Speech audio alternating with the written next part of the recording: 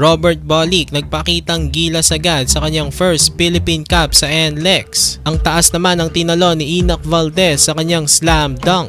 Nagkasagutan naman ng clutch basket si Arvin Tolentino at Anthony Semerad.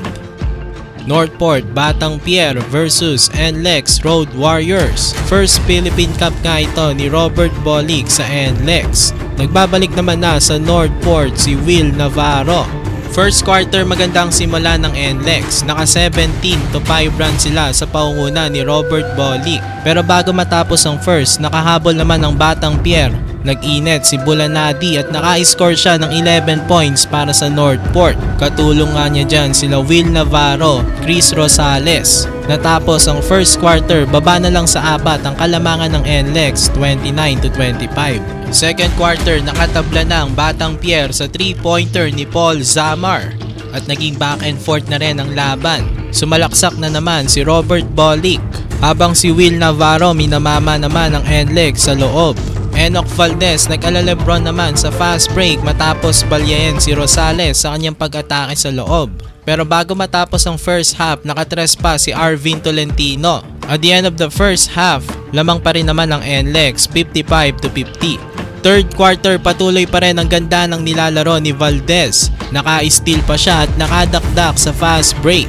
Sa Northport naman, maganda pa rin ang nilalaro ni Xavier Lucero. Back and forth pa rin nga ang laban.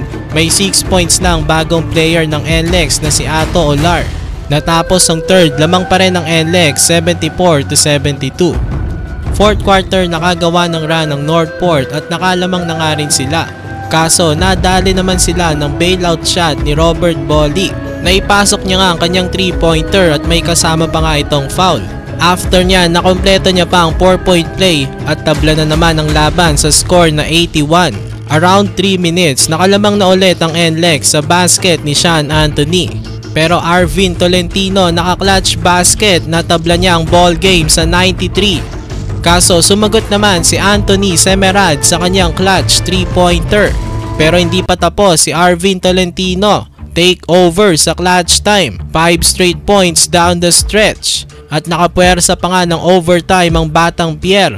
Pero sa OT, ang ganda ng depensa na ng NLEX. Inallowed lang nila ang Northport maka-score ng 2 points. Anthony Semerad 4 points dito sa OT. At nanalo nga ang NLEX sa score na 107-100. Robert Bolick, monster game, 31 points, 5 rebounds at 5 assists.